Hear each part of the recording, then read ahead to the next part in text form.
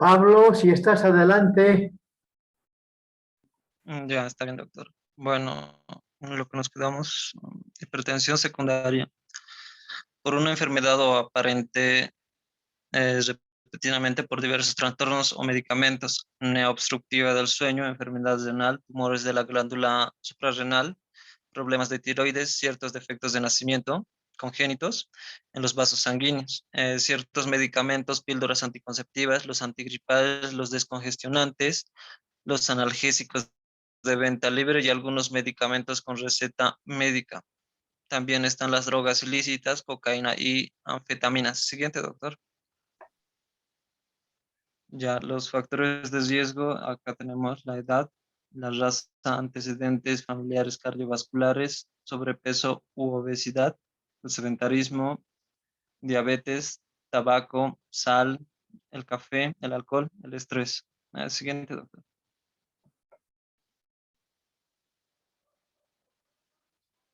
Mm, Siguiente, doctor. Sí, sí, ahí va. Ya.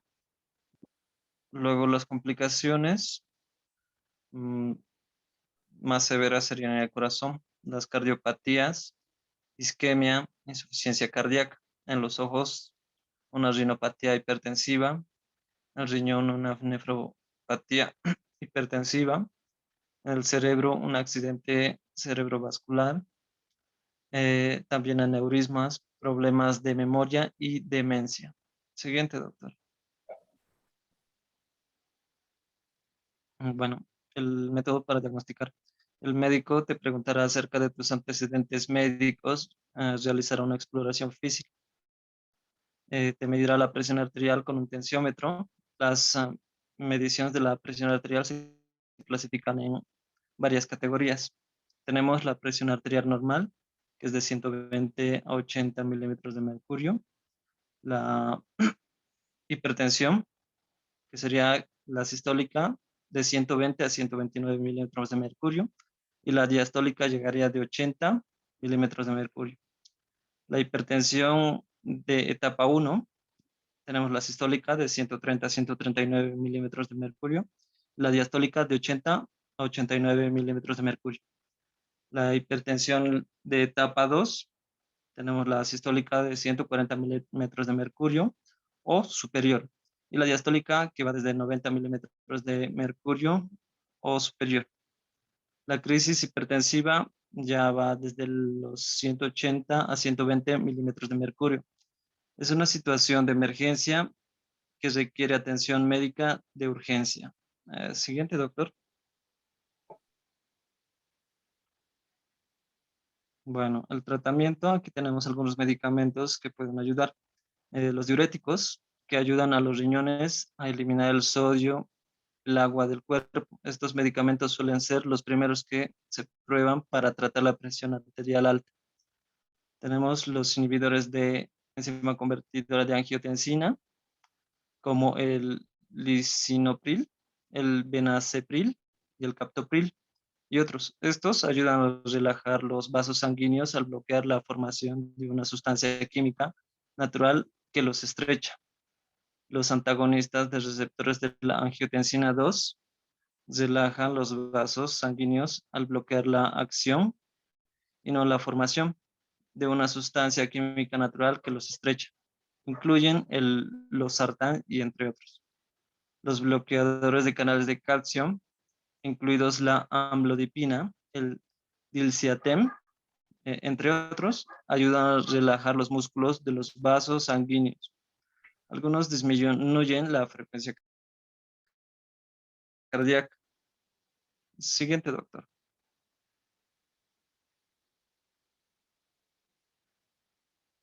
Bueno, y por último, tenemos la prevención, que sería cambiar el estilo de vida. Es posible que el médico te recomiende hacer cambios de estilo de vida que incluyan seguir una dieta saludable para el corazón con menos sal, hacer actividad física con regularidad, mantener un peso saludable o bajar de peso si tienes sobrepeso u obesidad, limitar la cantidad de alcohol, tabaco que consume. Gracias, doctor. Eso sería todo. Sí, ahí terminó. Pasamos al próximo tema de artritis. Marco Antonio, ¿está presente? Presente, doctor. Muy bien, vamos a subir tu tema.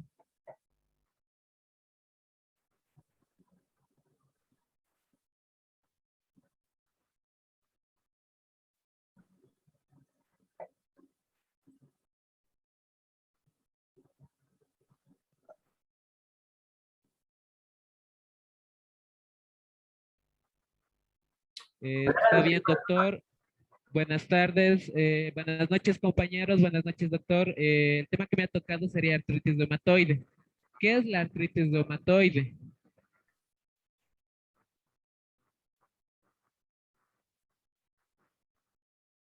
La artritis reumatoide es una enfermedad autoinmune crónica sistémica de lenta progresividad a la cual evoluciona hacia el daño articular e incapacidad si no se diagnostica y se trata oportunamente. Siguiente, doctor.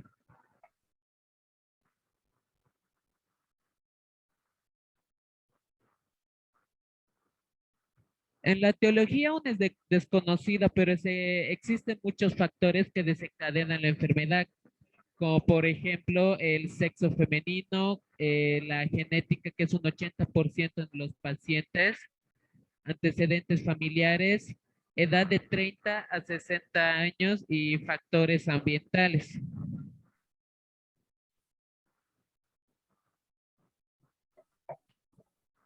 Siguiente, doctor.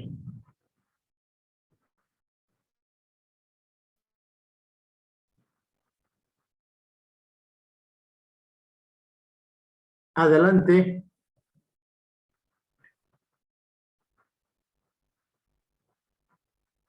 En la etiología, perdón.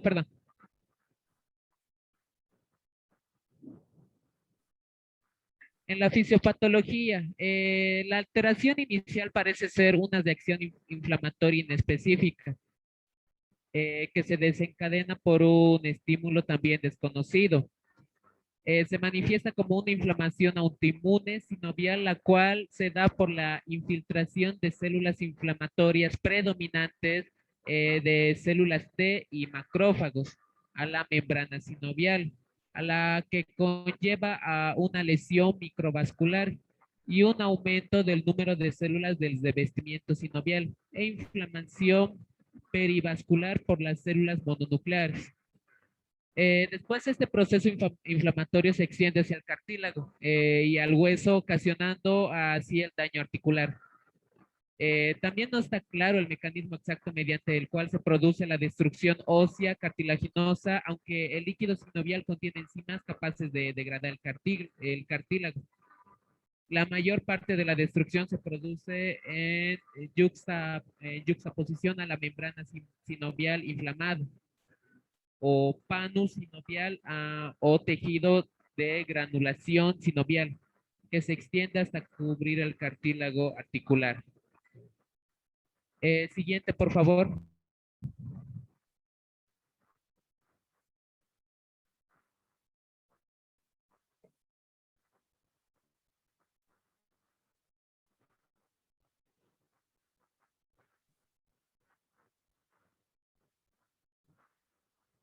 En las manifestaciones clínicas, eh, pacientes mal controlados con una forma agresiva de la enfermedad presentan aproximadamente 10 años menos de vida, acompañados de un deterioro funcional y progresivo eh, de la, de la enfermedad hasta llegar a la discapacidad. Las manifestaciones o los síntomas generales se darían como la astenia, anorexia, debilidad generalizada y síntomas musculoesqueléticos inespecíficos. Después hasta que se evidencia la sinovitis. Siguiente, por favor.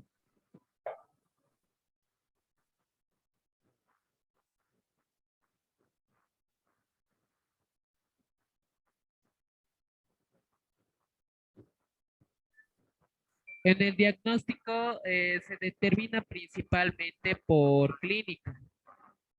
Sin embargo, los hallazgos de laboratorio nos van a ayudar a confirmar el diagnóstico, como por ejemplo lo que sería radiografía, rayos X, lo que sería una radiografía simple de mano y muñeca.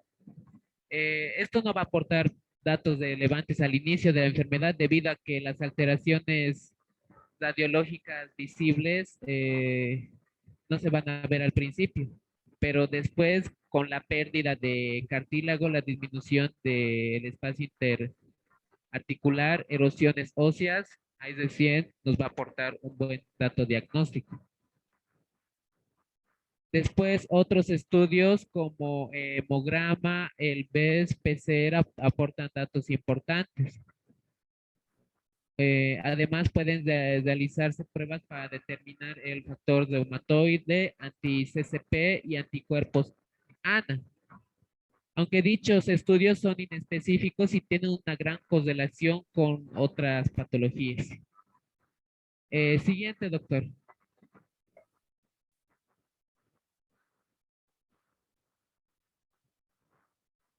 En el tratamiento nos vamos a basar principalmente en analgésicos. Lo que sería principalmente después corticoides y lo que conocemos comúnmente como metrosexac y hidroxicloroquina de 200 miligramos. Eso sería todo, doctor. Gracias. Ok, ok. Bien, pasamos al último tema que es accidente cerebrovascular. Andrea está presente. Sí, Muy bien, vamos sí, a ver. doctor, buenas noches. Ok, ok, ok.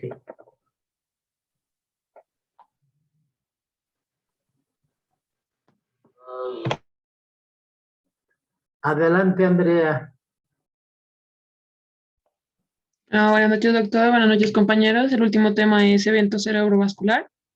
Siguiente, doctor, por favor. Ya va, ya va.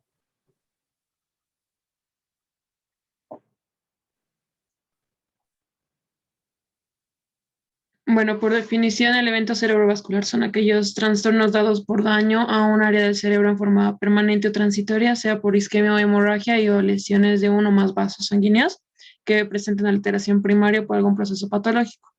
Actualmente la fisiopatología lo transforma en lo que es la enfermedad vascular cerebral y no en accidente cerebrovascular. Se conoce, se conoce como evento vascular cerebral, como ictus, apoplejía, stroke, ACV o derrame pleural. Siguiente, por favor. En lo que sería su incidencia es uno cada 6 segundos, uno de cada 4 personas va a sufrir un.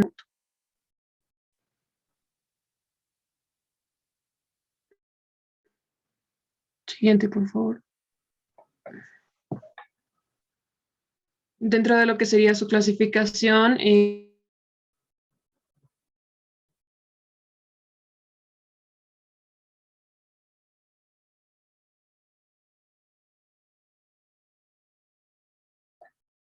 isquémico en un 80%, vasculopatía no aterosclerótica e indeterminada. Luego tenemos el TIA, que es el accidente cerebral. Doctor, ¿me escucha? Bueno, tenemos el TIA en un 20%, que es el accidente cerebrotransitorio. Tenemos el hemorrágico en un 15%. Acá entre el IP, que es la hemorragia intraparenquimatosa, el HSA, que es la hemorragia subaracnoidea, y la trombosis venosa cerebral en un 5%. Se identifica con esta clasificación si fue súbita en el día, y si está hipertenso probablemente sea hemorrágica. Todo el día, a lo largo del día puede ser isquémico, y anticoagulantes o en mujeres de cada edad fértil puede ser trombosis.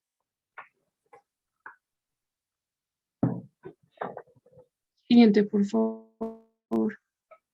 En la fisiopatología tenemos lo que sería la autorregulación cerebral, que es el flujo sanguíneo cerebral, que está determinado por la resistencia vascular cerebral, directamente relacionada con su diámetro.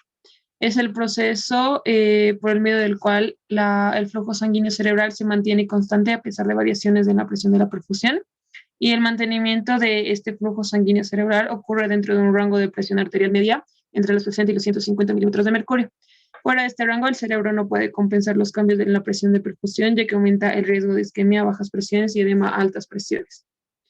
En lo que sería el ACV isquémico, disminuye el flujo sanguíneo cerebral y la presión de perfusión cerebral en el estadio 1. El flujo sanguíneo cerebral se mantiene constante gracias a la dilatación máxima de arterias y arteriolas, lo que va a producir un aumento compensatorio en el volumen sanguíneo cerebral. En el estadio 2, cuando se agota la vasodilatación máxima, la fracción de extracción de oxígeno se incrementa para mantener la oxigenación y el metabolismo del tejido cerebral. Y en el estadio 3, cuando el núcleo isquémico se supera, el rango autorregulatorio disminuye el volumen y el flujo sanguíneo hasta que la circulación colateral falla, ocasionando lo que es la muerte cerebral. Luego tenemos lo que es la cascada isquémica, donde la isquemia genera una cascada de eventos que conducen a una muerte neuronal. Esto va a incluir la disminución de la producción de adenosintrifosfato, que es el ATP, y cambios en las concentraciones de sodio, potasio y calcio, un aumento de lactato, acidosis, acumulación de radicales libres, acumulación intracelular de agua y estimulación persistente de los receptores de glutamato.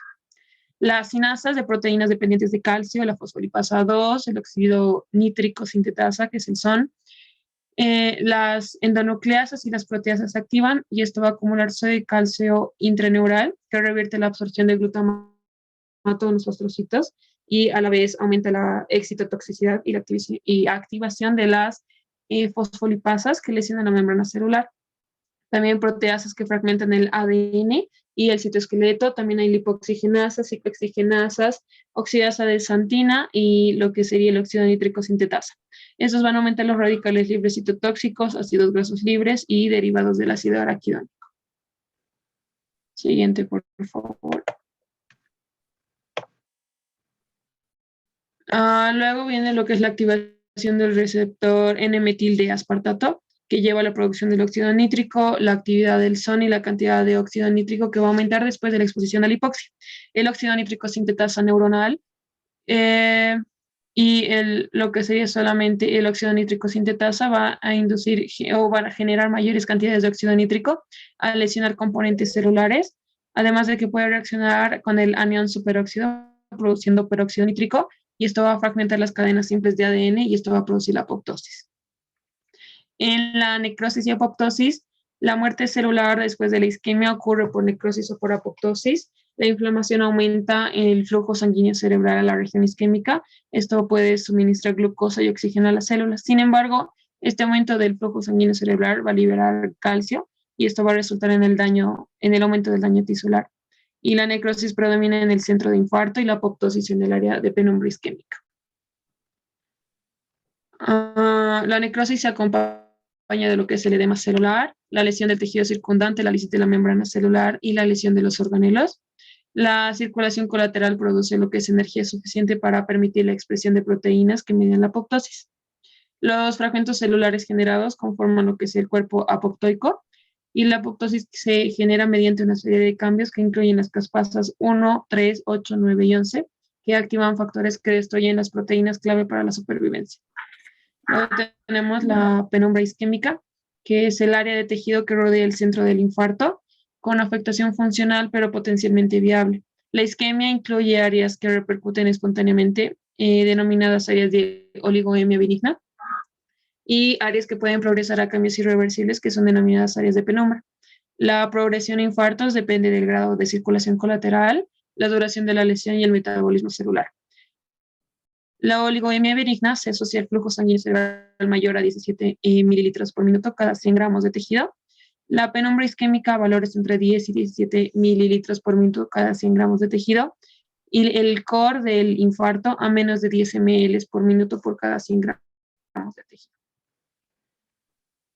Luego tenemos, por último, de la fisiopatología lo que sería el edema cerebral, que aproximadamente el 10% de lo que sería este accidente cerebrovascular isquémico se clasifica como maligno debido a la presencia de edema cerebral. aumento de presión intracraneal y herniación cerebral. Los dos mecanismos fisiopatológicos del edema son citotóxicos y vasogénicos.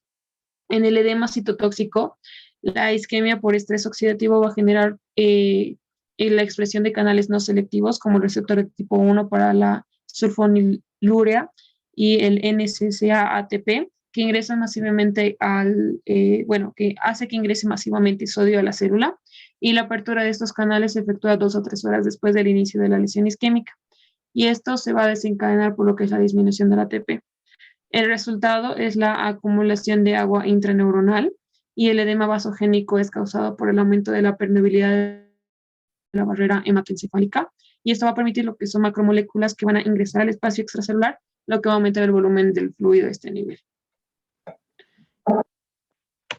Pasando a la etiología, van a existir 5 tipos o 5 categorías etiológicas del ACV, según la escala de Toast, y su categorización ha probado ser benéfica al optimizar el tratamiento específico de cada paciente. Acá tenemos, por ejemplo, las enfermedades aterotrombóticas, ateroscleróticas de gran vaso, donde es la isquemia, que es generalmente de tamaño medio grande, de una topografía cortical o subcortical y una localización vértebro-basilar o carotidia. Y para pertenecer a este grupo tiene que tener uno de los 2 criterios. La aterosclerosis con estenosis es una estenosis mayor al 50% del diámetro luminal u oclusión de la arteria extracraneal correspondiente o de la arteria intracraneal de gran calibre. La aterosclerosis sin estenosis es una estenosis menor del 50% en ausencia de otra etiología y con al menos 2 de los siguientes factores de riesgo: que tenga más de 50 años, hipertensión arterial, diabetes mellitus, dislipidemia o tabaquismo. Luego tenemos lo que es el cardioembolismo, que es una isquemia de tamaño medio grande de topografía cortical en la que existe alguna cardiopatía de característica embolígena. Luego tenemos lo que es la enfermedad oclusiva de pequeño vaso e infarto lacunar, que es una isquemia de pequeño tamaño, menos de 1.5 centímetros de diámetro, en el territorio de una arteria perforante cerebral que puede ocasionar un síndrome lacunar. Y otras causas puede ser una isquemia de tamaño variable, de localización cortical o subcortical, y esto va a estar en territorio carotidio o vértebro-basilar, en un paciente en el que se han descartado las 3 anteriores. Y se puede producir por enfermedades sistémicas, alteraciones metabólicas, alteraciones de coagulación, disección arterial, displasia fibromuscular, migraña, malformación arteriovenosa y demás. Y de origen indeterminado están por un estudio incompleto, por más de una etiología o por origen desconocido y un estudio completo. Luego tenemos el cuadro clínico, donde los signos y síntomas se manifiestan según la localización y extensión de la lesión, y los principales territorios vasculares que pueden verse alterados pueden ser la circulación anterior, donde está la arteria carótida interna, la cerebral media y la anterior, o también puede dañarse lo que es la arteria cerebral anterior, que va a presentar hemiparesia, hipoestesia contralateral del predominio crural, disartria, incontinencia urinaria, apatía, abulia, desinhibición y mutismo cinético en caso de daño bilateral. Luego otro daño puede ser en la arteria cerebral media, en su porción más proximal, donde va a presentar lo que es la hemiplegia e hipoestesia contralateral, hemianopsia homónima, desviación forzada de la mirada, alteración del estado de conciencia y afasia si se afecta el hemisferio dominante. Luego tenemos también el daño a la circulación posterior, donde se encuentra la arteria cerebral posterior, la arteria basilar y la arteria vertebral. La arteria cerebral posterior, donde afecta el campo visual contralateral, agnosia visual o ceguera cortical, o también puede producir crisis visuales. Es en el siguiente, doctor.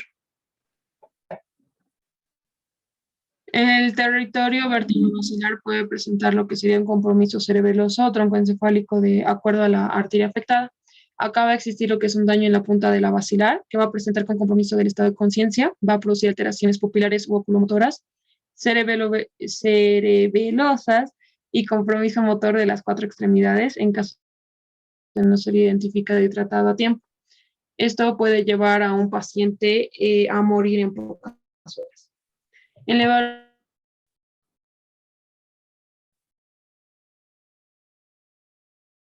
evaluación inicial, el stroke, que es el NIS, para evaluar la severidad del cuadro clínico.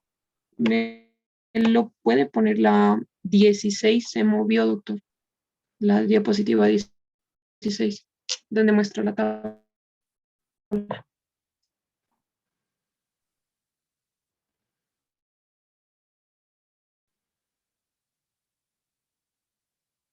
Bueno, bueno, lo que se evalúa es a nivel de conciencia, preguntas como el mes, la edad, órdenes como abrir o cerrar los ojos, hacer puño o soltar, ver la mirada, si sigue el dedo del examinador o demás o lo pierde. Visión, cuando presenta estímulos, amenazas visuales a 4 campos y demás. Después la parálisis facial, el motor del miembro superior, el motor del miembro inferior.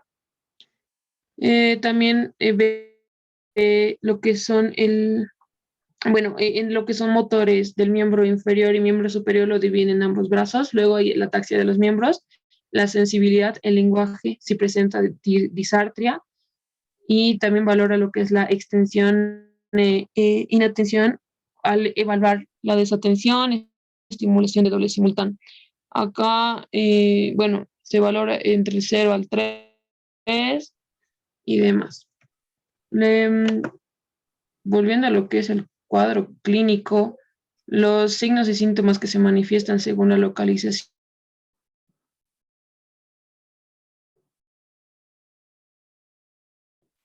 y extensión de la circulación posterior, anterior, arteria cerebral anterior, arteria cerebral media. Y aquí, dentro de lo que es el abordaje diagnóstico, el paciente llega con déficit neurológico focal agudo, o si se lo debe diferenciar de lo que es un evento vasculocerebral o lo que sería un imitador. Si es un evento cerebrovascular, hay que diferenciar si es un infarto cerebral, una hemorragia intraparenquimatosa, una hemorragia intraventricular o una hemorragia subaracnoidea. Dentro de lo que es la valoración inicial del paciente con evento vasculocerebral isquémico agudo, lo que se tiene que hacer en una valoración inicial con lo que sería un ictus es requerir un examen neurológico dirigido, una rápida interpretación del estudio de neuroimagen, un amplio conocimiento de los síndromes vasculares y simuladores comunes. Dentro de lo que sería el examen neurológico a realizar, se hace al momento de entrada del paciente, y algunos aspectos que se deben valorar es el estado de conciencia, la apertura ocular, la desviación de la mirada y la cabeza, la posición de las extremidades, los movimientos espontáneos, si está intubado o está bajo sedación, sus signos vitales, su ritmo cardíaco y su electrocardiograma. Y hay que hacer lo que es el ABC.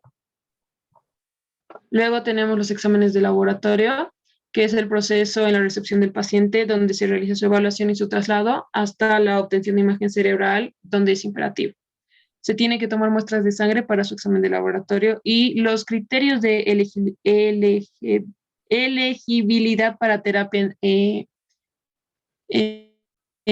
con RTPA requiere lo que es el conteo plaquetario, que tiene que ser mayor a 100.000, un tiempo de protombina menor a 15 segundos y un tiempo parcial de tromboplastina en límites normales. Y las guías americanas y las europeas del 2013 sugieren que solo es necesario una glucometría inicial para el inicio de terapia IV con RTPA, exceptuando en pacientes conocidos con terapia con anticoagulantes, warfarina, trastornos hematológicos conocidos.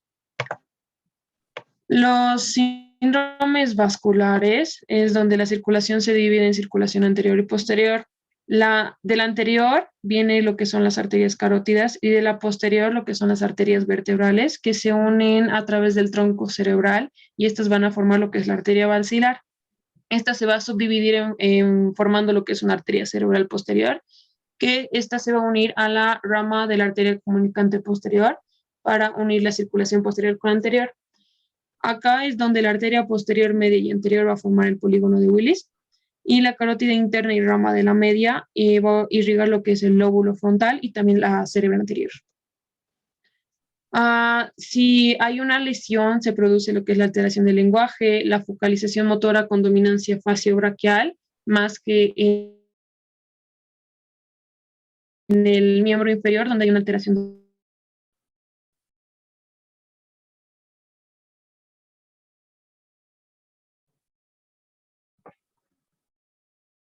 o faciocrural. Si la afectación es mayor en dismetría, puede ser por la circulación posterior que va a irrigar el cerebelo y coordina los movimientos específicos. En los simuladores de ictus son a los que se los denomina camaleones y muchas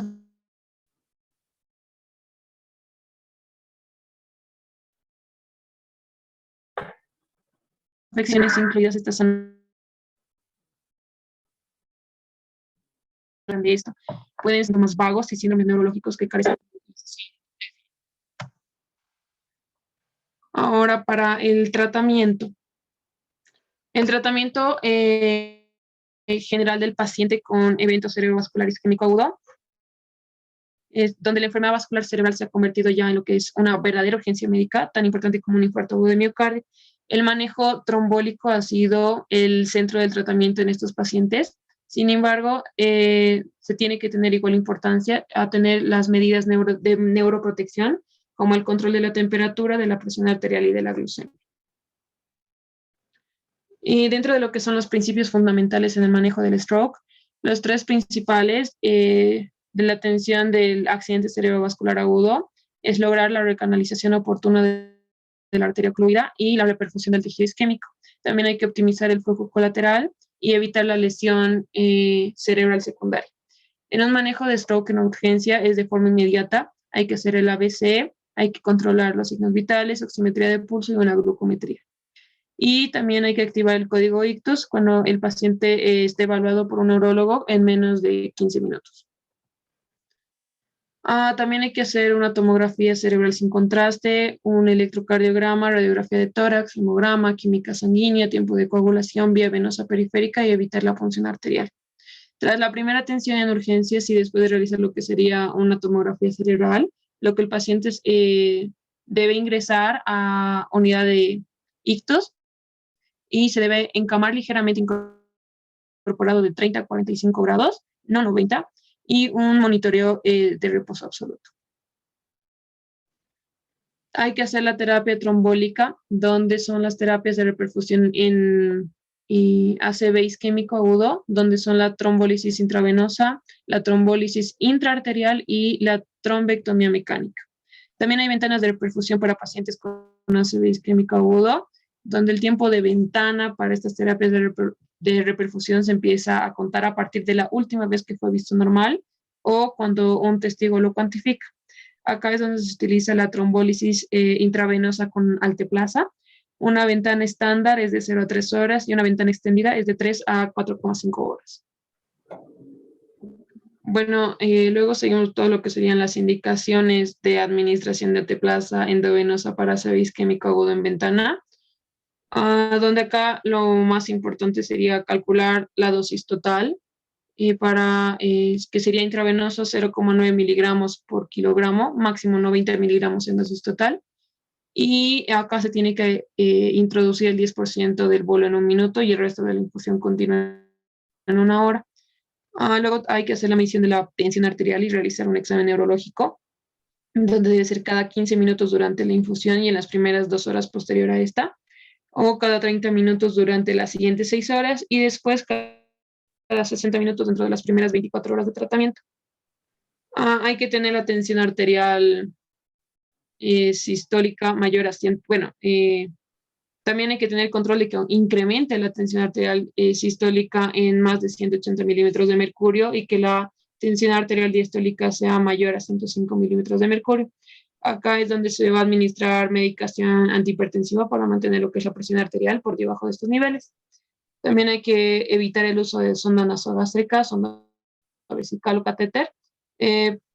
Luego hay que obtener una tomografía cerebral simple de control o una resonancia magnética cerebral a las 24 horas después de la terapia con anteplasia intravenosa y antes de iniciar anticoagulantes y antiplaquetarios.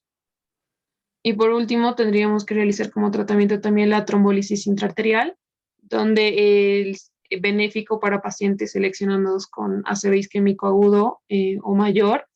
Y luego esto sería en menos de 6 horas de duración, con una oclusión de la circulación de la arteria media, y acá es una recomendación de grado 1.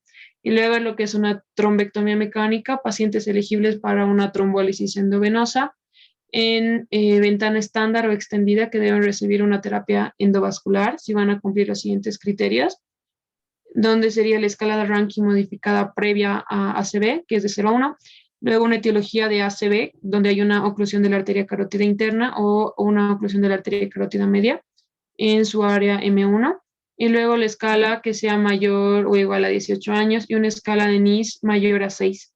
Y luego también tenemos la escala de Aspects mayor a 6 y un tratamiento que puede ser iniciado que se denomina tiempo aguja en 6 horas después del inicio de los síntomas. Eso es todo. Gracias. Bien, se agradece. Muy buena presentación. Todos tienen 100. Es para el tercer parcial. Bien, tenemos unos cortos minutos. Continuaremos viendo el video de parasitosis y con eso estaríamos terminando. Mañana el examen, no se olviden, que les vaya bien. A las 11 de la mañana.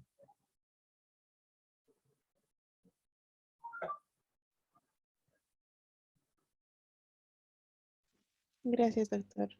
Ya, hasta mañana sería. Hasta el examen o hasta la próxima clase.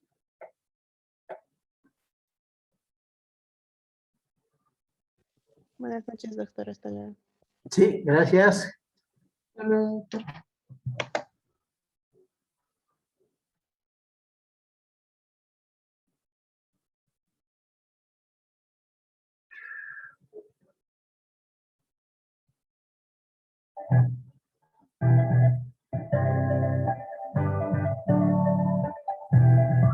Muy importante a nivel mundial, reconocido a nivel mundial como un tema muy importante, ya que es un cuadro clínico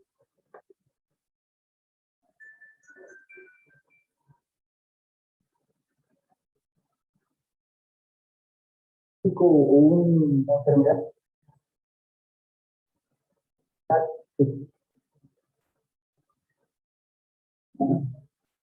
Siguiente. ¿Qué es la parasitosis intestinal? Bueno, parásito conocido como lombriz, mosquito,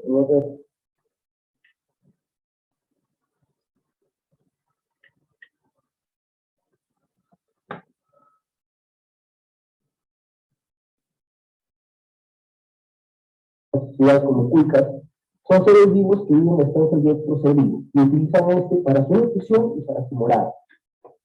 La parasitosis intestinal es considerada una enfermedad de infecto contagiosa del tubo digestivo y muy frecuente, que ataca a toda la familia.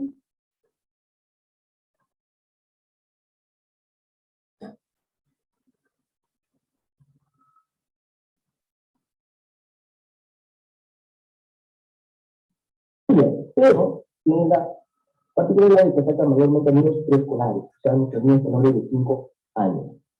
Considerado por la Organización Panamericana de la Salud y la Organización Mundial de la Salud como una enfermedad de prevalencia mundial y que aproximadamente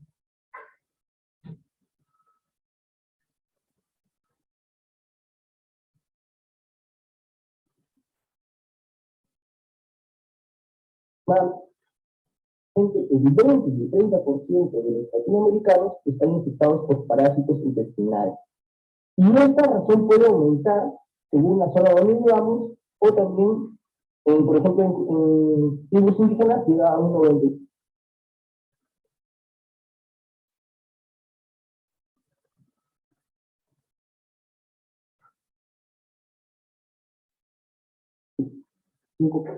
¿No? En Perú se hizo según estudios que uno a dos de cada 3 peruanos están infectados con uno o más tipos de parásitos. Y estos tipos de parásitos van a variar según la región en donde estemos ubicados, ¿no? En un estudio